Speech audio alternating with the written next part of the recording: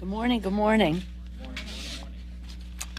Not such a good morning in that today on the steps of the Capitol, we will be observing the 1 millionth death from COVID. My understanding is the president is lowering flags at half-staff. We will have, sadly, our regular coming together in prayer and song. 1 million people have died. It's such a terrible toll.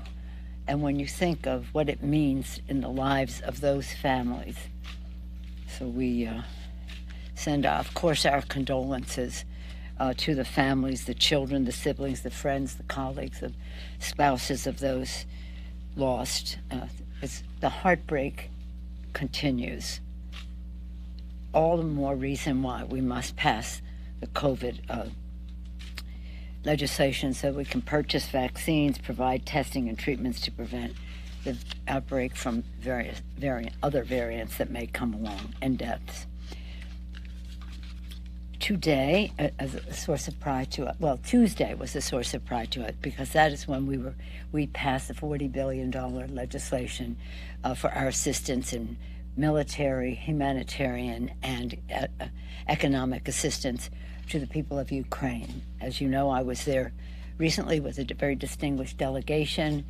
The meeting started by the president thanking our president and the American people for the support to Ukraine as they fight for democracy in their country, and it is a fight for democracy globally. Excuse me. The president was most appreciative, but also had some other requests in terms of weapons, in terms of humanitarian and economic assistance.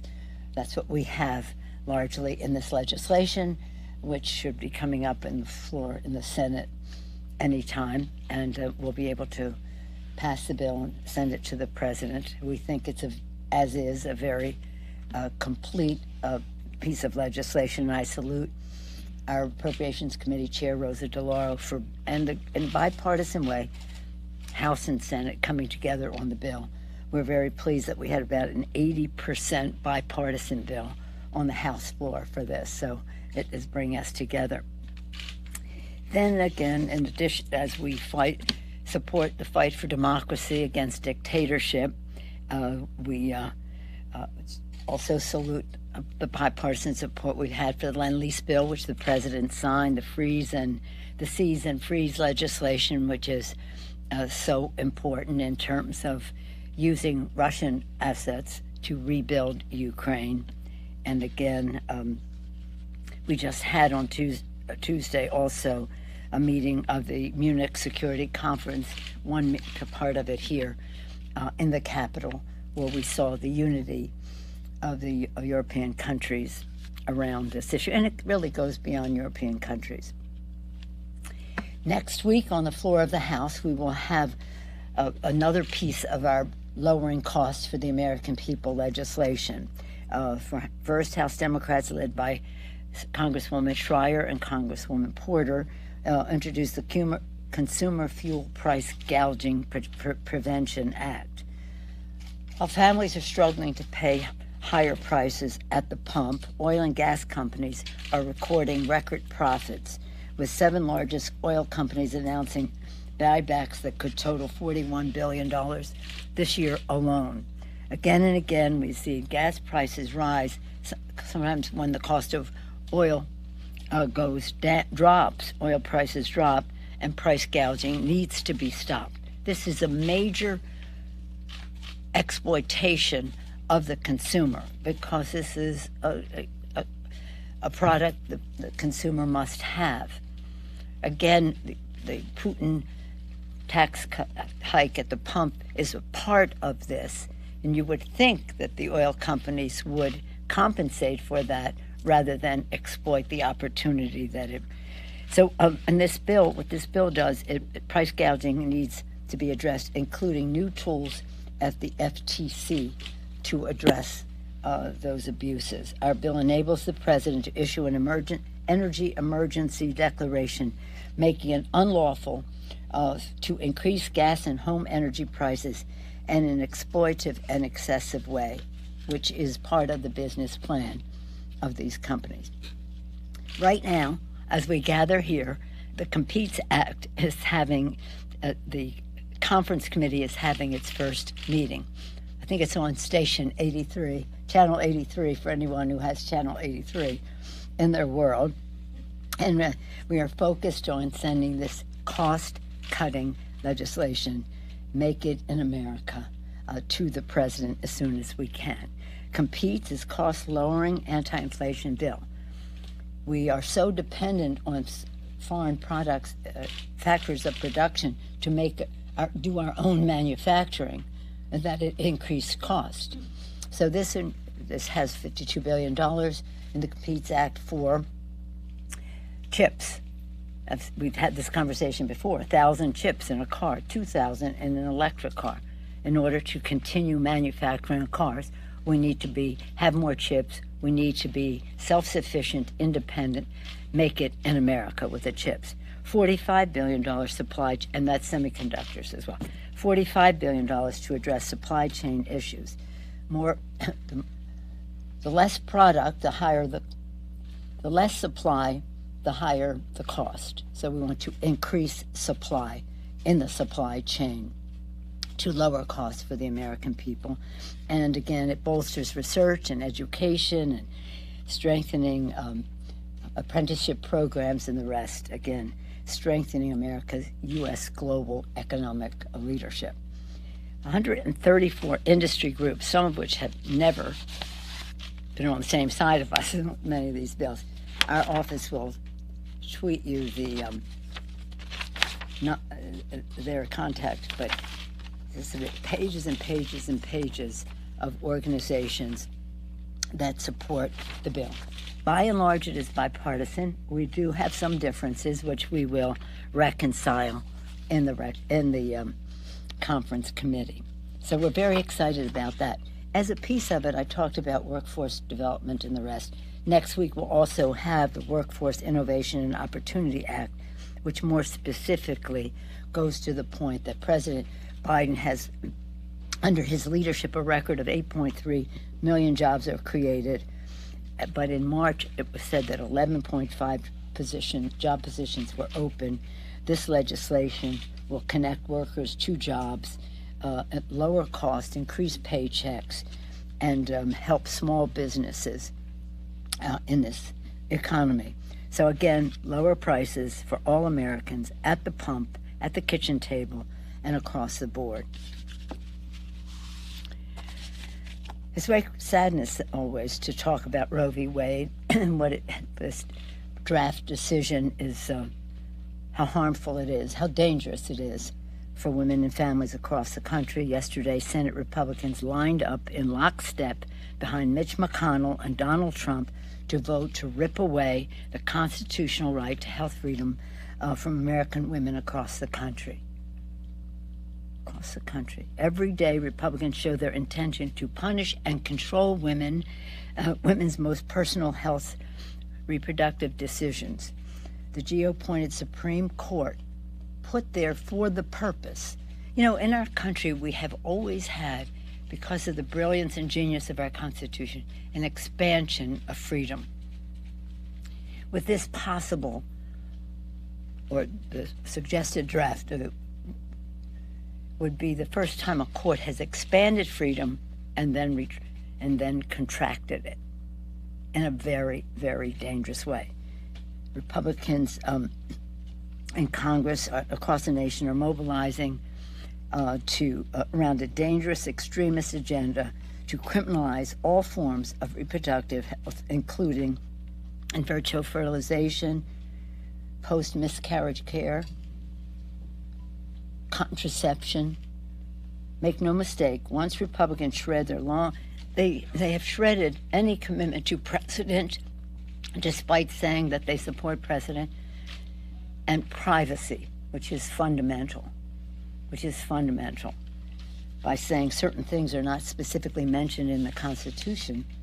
Well, that was the beauty of the Constitution, that it gave the opportunity to further increase our decision-making. As Republicans seek to criminalize women's health and reproductive freedom, Democrats are fighting to defend Roe v. Wade and our fundamental constitutional rights. Tomorrow morning, House Democrats will gather on the steps of the Capitol across the street from the Supreme Court to shine a light on this life and death threat. And over the weekend, Americans across the country will lead days of action and marching, making their voices heard. Democrats stand with America's women in fighting for our rights and the rights of all Americans, which are on the line. This is so very, very sad. Any questions? Yeah. On the issue of the baby formula shortage, President Biden is going to speak with manufacturers and retailers later today. We know Congress is expected to hold hearings, but is there anything your caucus is specifically discussing to try to address this?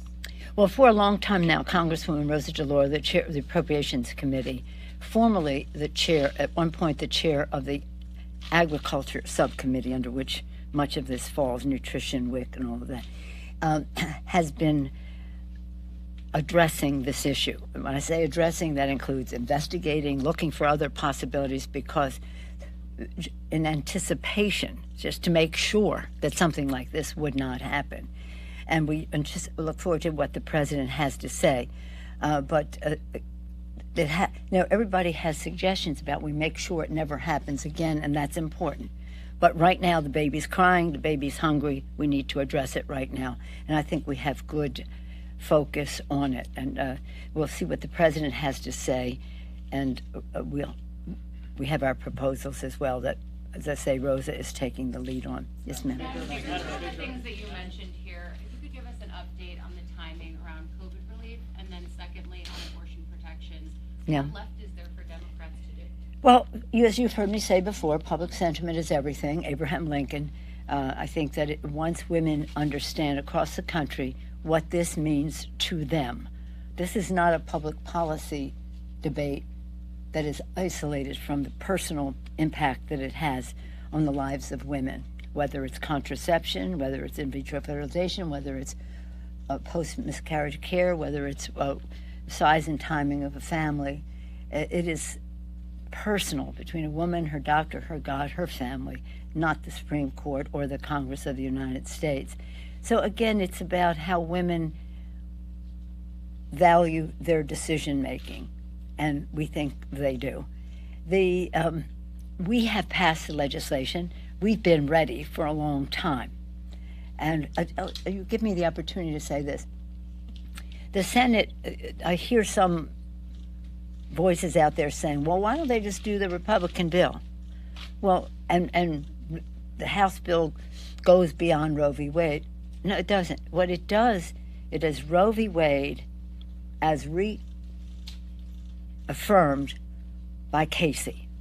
So it's Roe v. Wade and then the further protections and clarifications of Casey. That is what we want to enshrine as law. And so that's what we have to make sure people understand. It's not enough just to pass a bill to have a compromise. It's not a compromise, because what's in the Republican bill would enable states to do very destructive things when it comes to a woman's right to choose. And then COVID, those discussions continue. We must pass COVID. It is absolutely essential to health and well-being of the American people. But in the timing of things, we were ready with Ukraine, so we moved with that. Now we must be ready with COVID, and I'm optimistic that we will do that. Yes.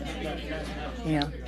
Let me see, who hasn't had a question lately, but who's a regular here? Jake? I remember you had mentioned that you thought the cost of the COVID bill would go up because it's not been passed and the situation will become more dire. Yeah. Do you have a range in mind? Because the Senate, Mitt Romney has said $10 billion to put his proposal on the floor. I just wonder where you come down on that. Well, I don't come down on that. I mean, the proposal was $22.5 billion, and that would enable us to meet the needs at home and have $5 billion to meet our global responsibilities, because as we know, none of us safe unless all of us are safe, and we have a global responsibility. So I start at that figure.